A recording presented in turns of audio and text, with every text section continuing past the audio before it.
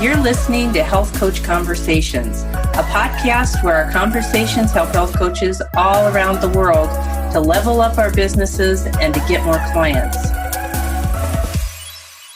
Hello and welcome. Today, we're diving into a journey of resilience, science, and exploration with our distinguished guest, Ann L. Johnson. Ann's life is a tapestry of roles. She's not only a nurse and a scientist, but she's also a functional practitioner, an adventurer at heart, and the author of DNA of Hope. Join us as we unfold the chapters of her life, her inspirations, and how she's impacted the world with her work. Can you share a pivotal moment from your early life that propelled you towards a career in nursing and science? That's a wonderful question. So this was 65 years ago, and some of you watching, you can guess my age, but at any rate, you'll never guess it right. 65 years ago, my parents gave me the invisible man and the invisible woman to put together. You had to paint the arteries and the veins and do different things with the organs, and it was fascinating. And when I was all done with it, I found this little embryo in the bottom of the box, and I said, well, this would make a great class discussion. So I put it all together. I brought it into my 6th grade class. I was the last one in the door. I put it on the shelf for show and tell. And that nun with a little bit of gray hair and her rosary shaking ran a marathon to me, pulled me out of I didn't even have my coat off yet. She pulled me outside the door and she said, they, meaning the 6th grade class, is not ready for this. And me, as a scientist, said, ready for what? I had no idea what she was talking about. Some of you can actually guess what she was talking about. So, and then in the summer, another nun, when I was playing touch football close to the convent, a nun came out and said to me, she was going to be my teacher the next year. She said, you know, you need another school. We teach catechism here and you need science. That's all I needed. And she launched me further into science. And I go deep. I loved her for that. And I went to another school and that wasn't enough. So I went to another school with 23 people in our class. And I learned a lot. I studied 14 hours a day, literally all weekend for the next 3 years, took French in 3 years in 2. And I don't like French. But on and on it went. I learned a lot and I really enjoyed it. So that invisible man and invisible woman taught me a lot. That's an incredible story because I had nuns for teachers too. They did not send me away though. I was glad they did. Yes. It really turned out good for you. Yeah. So what inspired you to bridge the gap between nursing and scientific research? And how do these fields complement each other in your work?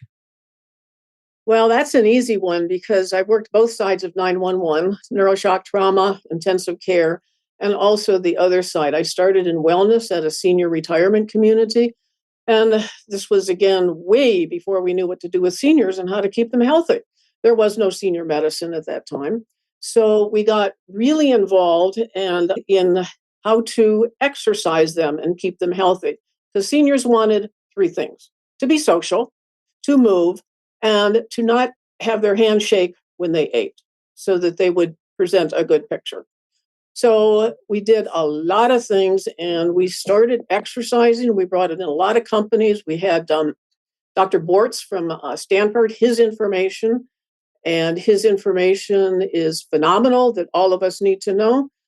Hand grip is directly related to your mortality and your morbidity. So if you can't open jars, if you can't brush your teeth, you're heading for assisted living. So you got to keep your arms strong and your glutes strong. So we challenged ourselves by taking some people from skilled care who were in wheelchairs and walkers and started exercising them. And lo and behold, they got stronger and got rid of some of the wheelchairs. Not all of them, but some of them were really motivated. And some of them actually left the community. Now, that's not a nice thing to do, but they went on cruising ships around the world for the rest of their life. So That research got us to speaking internationally with all the research we did because we tested them 4 years in a row. And these people, the highest scores had very little medications, very little hospitalization, and almost no skilled care. However, that can't happen in a skilled care unit or retirement because you have to change the rooms every 10 years. You have to turn it over. So then 9/11 happened and I lost my job. Researchers are the first ones to lose their jobs. And I catapulted everything I had into a program and I started my wellness. So that was a 5-minute job and I have been doing that since. Okay, so we know how the science and the nursing came together, which is incredible, but you're also a functional practitioner. How does Yeah. that work into everything?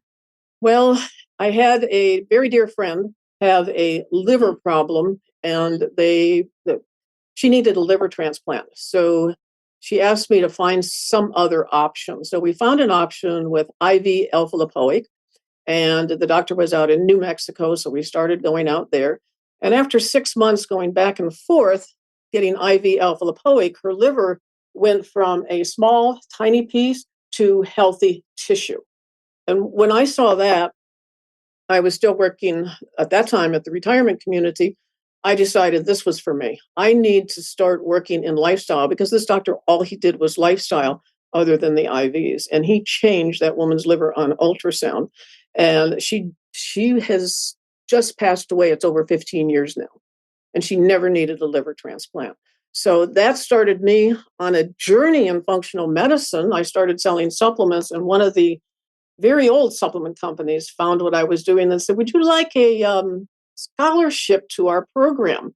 We have a 5-day program on functional medicine." Functional medicine was really just starting. So I said, "Sure."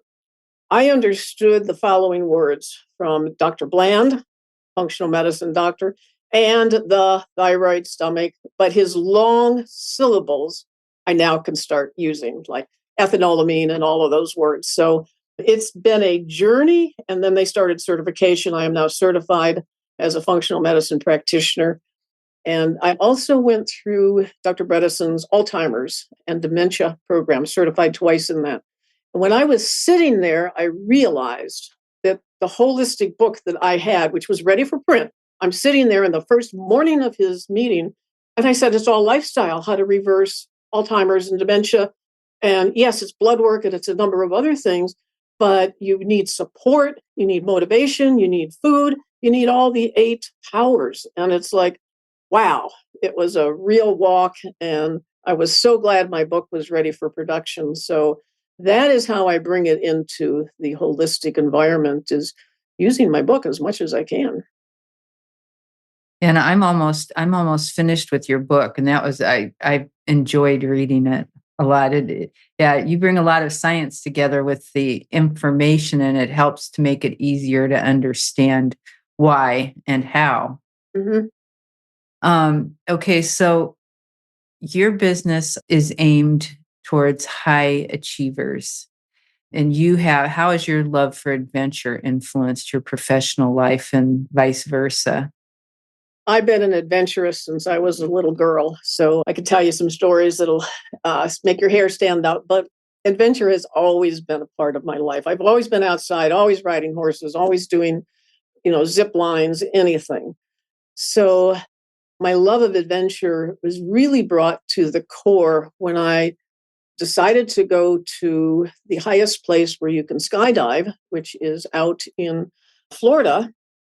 And it was an amazing, amazing jump, 18,000 feet. And at 18,000 feet, you see the world differently. And when you get out of that plane, once you get in it, because getting in it is like you got to sign 20 pages of work stating you have no life insurance, you're giving your life away, find a lawyer, go home. 20 people got on the plane. I was the second one out. And as I flew down, I saw the earth as a cell. And when I landed on the earth as a cell, it opened up a whole new world for me because the different layers in the earth also match the different layers in the body. And very few people are talking about the life of a cell as an environment as a living motion thing, as a romantic talk, which is why when you read in the sleep chapter about Winston, the cell speaks. And as the cell speaks, we learn so much. Mitochondria speak. We have now taped yeast talking. So there's so much more that we know. And when we get deep into the biology and the chemistry and the microbiology and the microbiome, when we get into that, we start matching it. We can hear what it's saying. And it's saying the body can change with hope. The cell cannot make us believe. We have to believe, but the cell can make us hope. And hope can change our world inside and change our illnesses. And I've seen that happen with so many clients. How would you define hope? I would define it in a very different way, since I like to make up words. It's the electrical charge of the cell, of the mitochondria. The mitochondria look like little baby carriages. They're the center of hope. And that electrical charge is a pulse that when it touches our belief, and you have a support group that says a person with a huge problem, a huge disease can live, and you support that person, and you do it like what happened with my dad. He had a severe disease that finally took his life, but he lived for 6 years. Most people live for 1 year. But he had hope, he had support, he had food, he had all of those things necessary to turn that hope into making new cells. And he had the belief that he was going to get better and stay a while. So it changed his life. And that's why he is one of the stories in my book about how hope can change you. Now I'm going to get off track a little bit. In your book, you talked about how important it was to have good people around you. And I shouldn't really say good people, but people that didn't have a negative effect on you. Mm-hmm. Is it important that you take yourself as far away from people like that as you can? Or can you sometimes, if needed, learn how to like put yourself in a safety suit around them? I'd say for any person in wellness, particularly women, you keep your emotions in your breast. It will lead to breast cancer. Many people that have been hurt by men, etc., we see that happen frequently. So, but I have also seen people that I need support because they come in with a bad diagnosis. And of course, I don't diagnose, I just work with lifestyle. And I say, we really need to build you a support team. And they say, we don't want one. We'll have our own. We don't believe in support. She died about 2 weeks later. I've had other people that will come to me and say, yes, we have a support team. Maybe it's not my parents, but I met a shopkeeper who's willing to help me. I met somebody at a cashier who is making things for me. I met a physical therapist who's next door. And this is my support team. My family doesn't support me, but these people support me. So I have to bridge. I don't bridge the gap. I have to cut it because I want to live. And when you want to live, you will do everything to keep that hope and that belief. They are together, and that support is critical. So I would say not a safety net, but a separation, because all of our emotions are felt in every single heartbeat with heart rate variability. Everything changes in nanoseconds in time. That's faster than I can speak, in case you're wondering. So it's fast, and the pulse of inflammation goes throughout the body. And the pulse of inflammation starts with an infection that goes into the circulation, into the heart, and on and on and on, changes our vagus nerve, which then sets up cytokines, and cytokines set up this and that, and sets up your sympathetic system. It's written in the Pulse of Inflammation by Dr. Houston. It was a pretty amazing article. So, short explanation there. It's a good one. You got it answered. What motivated you to write DNA of Hope? And before we go to that, when did you write it? In 2020, 21? Probably a little bit before that. Came out early. A little bit before that. The first generation was all science. I gave it to people to read and their eyes turned gray. I mean, literally, they threw it away. Oh, all right. So that didn't work. So I tried the second one. Then I tried the third one. Then I tried the fourth one. Around the seventh and eighth one, I started putting stories into it of my different travels, like the one that you'll hear about the fella that was a violin player, Peter, and he actually met Mother Teresa. I met him in Morocco, and so his story is in there. And there's just a number of stories. And the cave story is in there, which really, the cave in Chile, that chapter really, I love that chapter. Also, Tommy John. Tommy John was the baseball player that hurt his ulnar ligaments. And that was my first year in nursing school. We studied that. So to see that his career spanned so long after he decided that he had 0% chance to ever pitch again, his surgeon said, if you get the surgery, you will have a 1%. He took that shot, he took that surgery, and he made it into a marvelous career for him. And of course, the ulnar surgery now is done many times. But to study that and to study him, that was an adventure. Yeah. Yeah, I remember reading that. He had a lot of hope, and you had 3 questions on there that you should ask. What were those 3 questions? It was What would need to happen? Can I take a shot? And yeah, there was one more. But that's exactly what he did. So, and that's exactly the questions that I want to be asking my clients. And we do some of that in my interviews. yeah, I remember something similar to it. It's like, what's the worst that could happen? And Mhm. then you figure you can get through it. And the same thing when you're asking yourself positive questions, you come up with positive answers, don't you? That's right. Hopeful answers. Hopeful, hopeful. Yeah. Your cells are working inside to help you think. That is what's happening. So, Are there any other key themes in the book that we haven't talked about that you think would be important to tell the yes, listeners now? one of the key ones is my father. Now, I'm only going to tell you part of the story because you'll have to read the rest. My parents had many children that died at birth. And my father was working at a can company during World War II because he was a double engineer. So they needed him to help in the food to make it taste better. But he also knew a lot of people. Probably he knew Dr. Ames, who was, I believe, in Minnesota at that time. So he was asking about what can we do with nutrition, et cetera, to build it? And all of a sudden, in my book, he starts talking about it, and he says, um, after the twins died, he's sitting on the bed, ready to go to the funeral. And he said, in any engineer problem, when you can't figure it out, you look in the mirror. I'm going to leave you with that thought and you'll find out what happened. But that is why I am one of 3 of 12. And I'll leave you with that thought too. So I have these 9 hearts beating in me, which makes me very motivated and adventurous and fearless to cut to the chase and get the work done. Yeah, and you have to figure that you were meant to be because you were the one that made it through, right? That's right. I was the 3rd one. Yeah, You better do something special. You did. that's You right. are. Yeah. So, impact on readers. What impact do you hope that your book will have on its readers? And are there any particular takeaways that you aim for? Sure. I would say the sleep chapter is one. Now, the sleep chapter is written before I became a sleep expert. And what we want you to know is that sleep is when the body heals.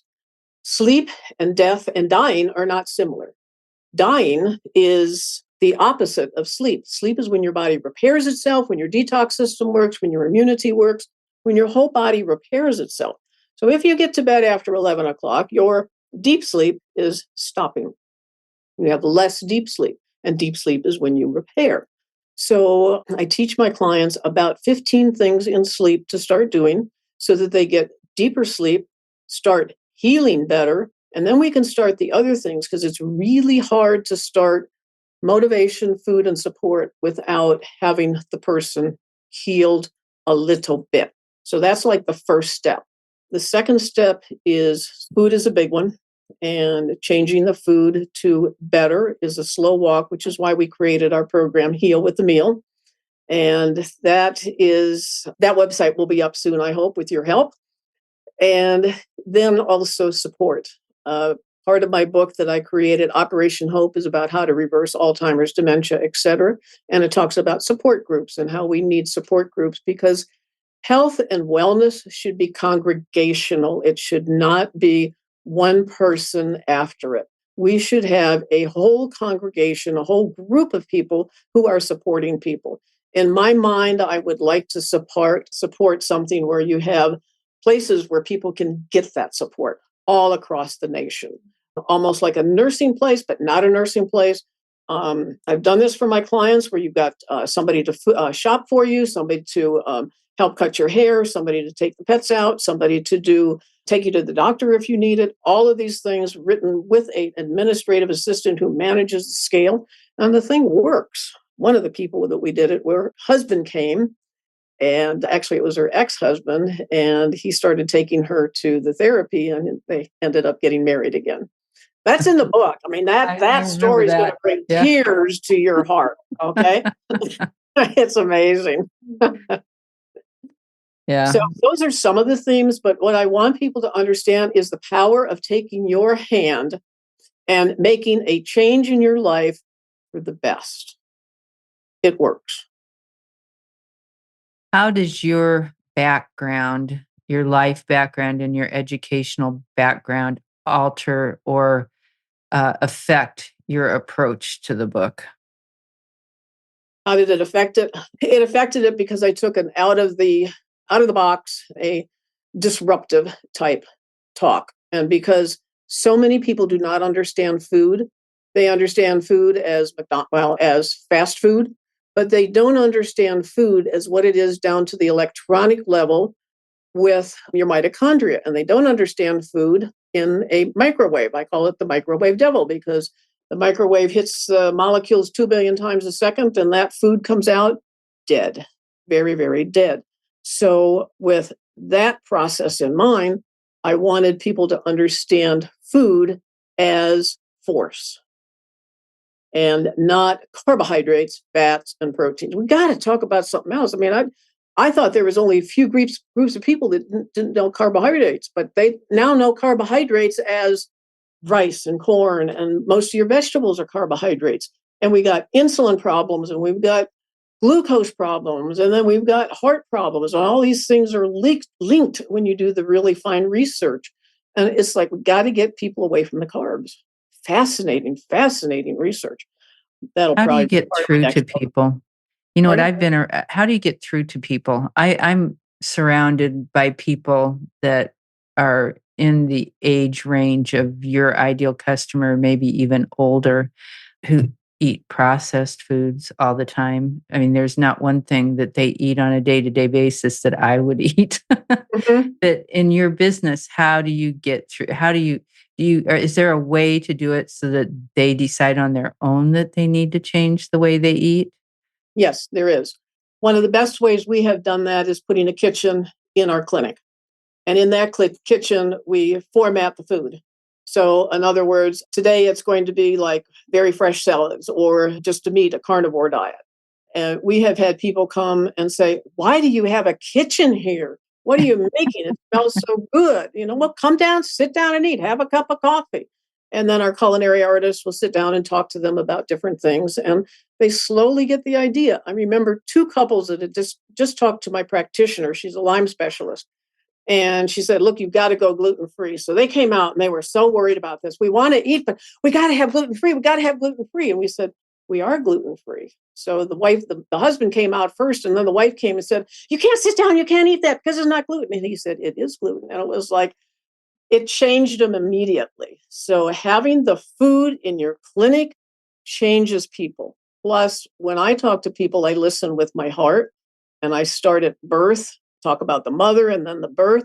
And we go all through their history and we find things where food has been their major satisfaction. And we start suggesting things. My dairy farmers are a little bit hard on dairy, but we have made a lot of changes. And I think having our kitchen here as a teaching and also our videos and teaching people has made a lot of changes. Uh, as we wrap up, could you tell our listeners where they can find out more about you and your work and the DNA of Hope? Sure.